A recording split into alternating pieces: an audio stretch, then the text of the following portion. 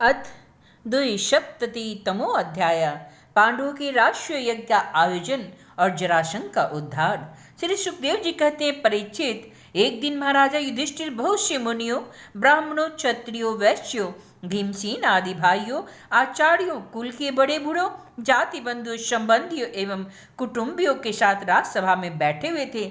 उन्होंने सबके सामने ही भगवान श्री कृष्ण को संबोधित करके यह बात कही। धर्मराज युधिष्ठिर ने कहा, गोविंद, मैं सर्वश्रेष्ठ राजसूय यज्ञ के द्वारा आपका और आपके परम पावन विभूति स्वरूप देवताओं का यजन करना चाहता हूँ। हे प्रभु, आप कृपा करके मेरा यह संकल्प पूर्ण कीजिए।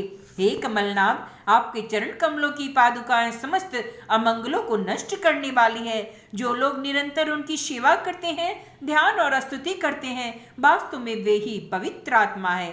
वे जन्म मृत्यु के चक्कर से छुटकारा पा जाते हैं और यदि वे सांसारिक विषयों की अभिलाषा करें तो उन्हें उनकी भी प्राप्ति हो जाती है। परंतु जो आपके चरण कमलों की शरण ग्रहण नहीं करते, उन्हें मुक्ति तो मिलती ही नहीं, सांसारिक भोग भी नहीं मिलते।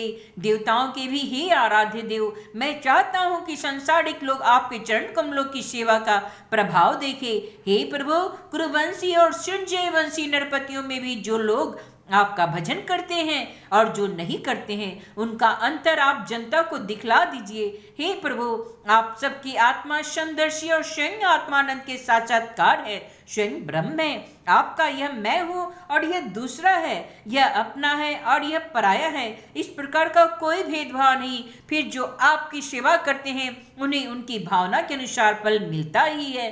ठीक वैसे ही जैसे कल्प वृक्ष की सेवा करने वालों को उस फल में भी न्यूनाधिकता तो होती ही है, वह न्यूनाधिकता सेवा के अनुरूप ही होती है। इससे आप में विषमता या निर्दयता आदि दोष नहीं आते। भगवान श्री कृष्ण का, शत्रु विजयी धर्मराज, आपका निश्चय तो बहुत ही उत्तम है। राष्ट्रीय यज्ञ करने से समस्त लोकों में आपकी मंगलमय कीर्ति का विस्तार होगा। हे राजन, आपका यह महायज्ञ ऋषियों, पितरों, देवताओं, सगे संबंधियों, हमें और कहाँ तक कहें समस्त प्राणियों का अभिष्ट है। महाराज, पृथ्वी के समस्त नरपतियों को जीतकर, सारी पृथ्वी को अपने बस में करके और यज्ञोचित संपूर्ण सामग्री एकत्रित करके फिर इस महायज्ञ का अनुष्ठान कीजिए।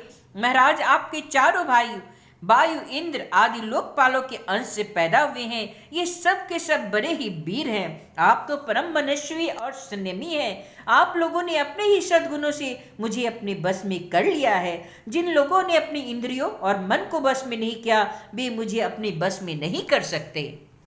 संसार में कोई बड़े से बड़े देवता भी तेज, यश, लक्ष्मी, सौंदर्य और ऐश्वर्य आदि के द्वारा मेरे भक्त का तिरस्कार नहीं कर सकता। फिर कोई राजा उसका तिरस्कार कर दे, इसकी तो संभावना ही क्या है। श्री सुखदेव जी ने कहते हैं, परीक्षित, भगवान की यह बात सुनकर युधिष्ठिर का हृदय आनंद से भर गया। उनका मुख कमल प्रफुल्लित हो गया। अब उन्होंने अपने भाइयों को दिग्विजय करने का आदेश दिया। भगवान श्री कृष्ण ने पांडवों में अपनी शक्ति का संचार करके उनको अत्यंत प्रभावशाली बना दिया। धर्मराज युधिष्ठिर ने संजय वंशी वीरों के साथ सहदेव को दक्षिण दिशा में दिग्विजय करने के लिए भेजा, नकुल को मत्स्य देशीय वीरों के साथ पश्चिम में, अर्जुन को कैकेय देशीय वीरों के साथ उत्तर में और भीमसेन को मध्य देशीय वीरों के साथ पूर्व दिशा में दिग्विजय करने का आदेश दिया। परीक्षित, उन भीमसेन आदि वीरों ने अपने बल पर उससे सब और के नरपतियों को जीत लिया और यज्ञ करने के लिए उद्यत महाराज युधिष्ठिर को बहुत सा धन ला कर दिया। जब महाराज युधिष्ठिर ने यह सुना कि अब तक जरासंध पर विजय नहीं प्राप्त हो सकी, तब वे चिंता में पड़ गए। उस समय भगवान श्री कृष्ण ने उन्हें वही उपाय कह सुनाया जो उद्धव जी ने बतलाया था। परीक्षित, इसके बाद भीमसेन, अर्जुन और भगवान श्री कृष्ण ये तीनों ही ब्राह्मण का वेश धारण करके गिरिव्रज गए। वहीं जरासंध की राजधानी थी, जहाँ जरासंध ब्राह्मणों का भक्त और गृहस्थोचित धर्म का पालन करने वाला था। उपयुक्त तीनों क्षत्रिय ब्राह्मण का वेश धारण करके अतिथि अभ्यागतों के सत्कार के समय जरासंध के पास गए और उससे इस प्रकार याचना की, राजन, आपका कल्याण हो। हम तीनों आपके अतिथि हैं और बहुत दूर से आ रहे हैं। अवश्य हमें यहाँ किसी विशेष प्रयोजन से ही आए हैं, इसलिए हम आपसे कुछ चाहते हैं, वह आप हमें अवश्य दीजिए। तितिक्षु पुरुष क्या नहीं सह सकते, दुष्ट पुरुष बुरा से भी बुरा क्या नहीं सह सकते, उदार पुरुष क्या नहीं दे सकता, और समदर्शी के लिए पराया कौन। जो पुरुष स्वयं समर्थ होकर भी इस नाशवान शरीर से ऐसी अविनाशी यश का संग्रह नहीं करता, जिसका बड़े बड़े सत्पुरुष भी गान करे, सच पूछिए तो उसकी जितनी निंदा की जाए थोड़ी है, उसका जीवन शोक करने योग्य है। राजन, आप तो जानते ही होंगे, राजा हरिश्चंद्र अंतिदेव केवल अन्न के दाने बिन चुनकर निर्वाह करने वाले महात्मा मुद्गल, शिवी, बलि, ब्याग और कपोत आदि बहुत से व्यक्ति अतिथि को अपना सर्वस्व देकर इस नाशवान शरीर के द्वारा अविनाशी पद को प्राप्त हो चुके हैं।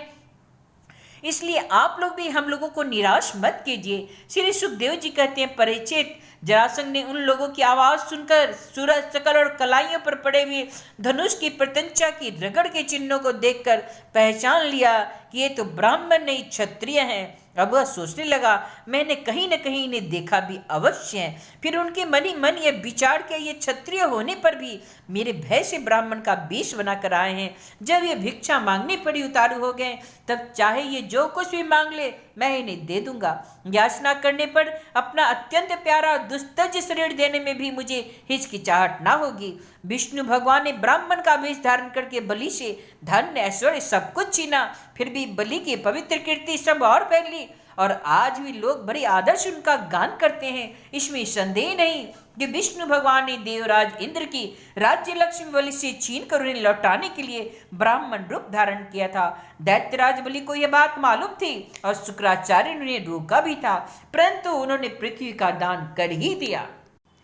मेरा तो पक्का निश्चय है, यह शरीर नाशवान है। इस शरीर से विपुल यश नहीं कमाना और क्षत्रिय ब्राह्मणों के लिए जीवन नहीं धारण करना, इसका जीवन तो व्यर्थ है। परीक्षित, सचमुच जरासंध की बुद्धि बड़ी उदार थी।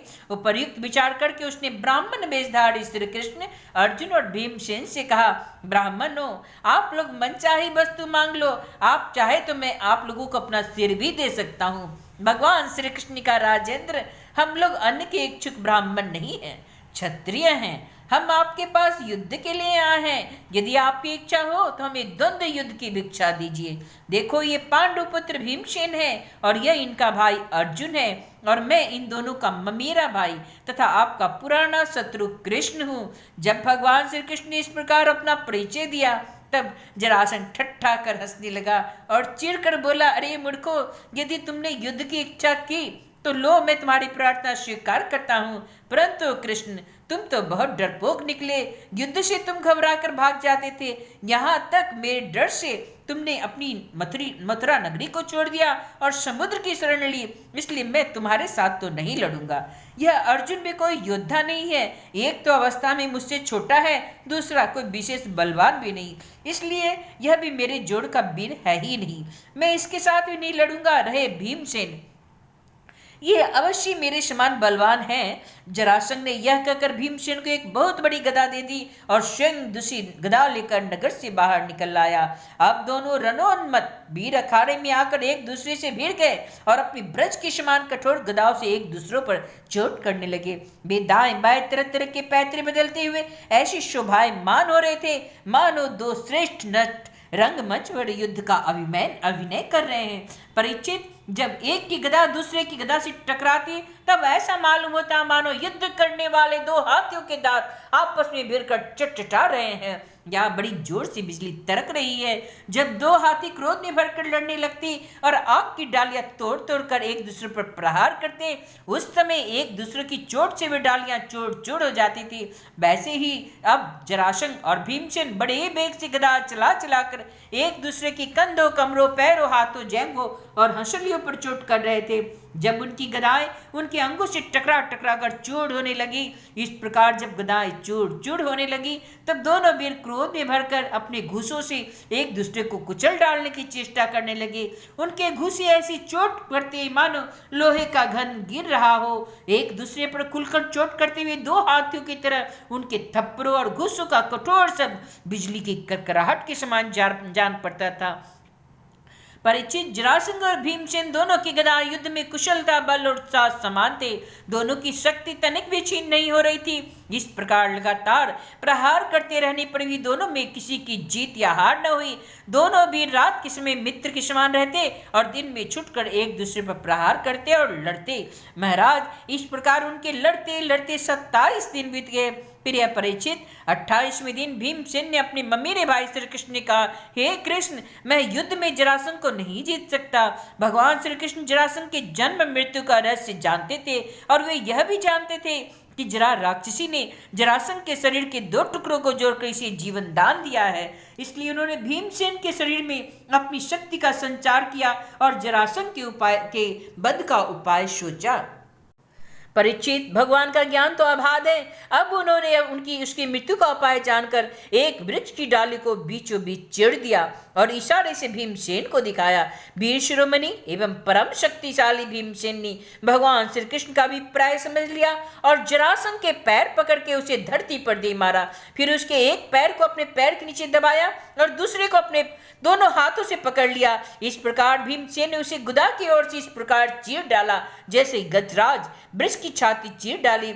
लोगों ने देखा कि जरासंध के शरीर के 2 टुकड़े हो गए और इस प्रकार उनके एक एक पैर, जांग, अंडकोश, कमर, पेट, स्तन, कंधा, भुजा, नेत्र, भौं और कान अलग अलग हो गए। मगधराज जरासंध की मृत्यु हो जाने पर वहां की प्रजा बड़ी जोर से हाय हाय पुकारने लगी। भगवान श्री कृष्ण और अर्जुन ने भीमसेन का आलिंगन करके उनका सत्कार किया। सर्वशक्तिमान भगवान श्री कृष्ण के स्वरूप और विचारों को कोई नहीं समझ सकता। वास्तव में वे ही समस्त प्राणियों के जीवन दाता हैं। उन्होंने जरासंध के राज सिंहासन पर उसके पुत्र सहदेव का अभिषेक कर दिया और जरासंध ने जिन जिन राजाओं को कैदी बना रखा था उन्हें कारागार से मुक्त कर दिया। इति श्रीमद्भागवते महापुराणे ब्रह्मण्या संहितायां दशम स्कंदे उत्तरार्धे जरासंधवधो नाम 2सप्ततितमो अध्याय। श्री कृष्ण गोविंद हरे मुरारी, हे नाथ नारायण वासुदेव।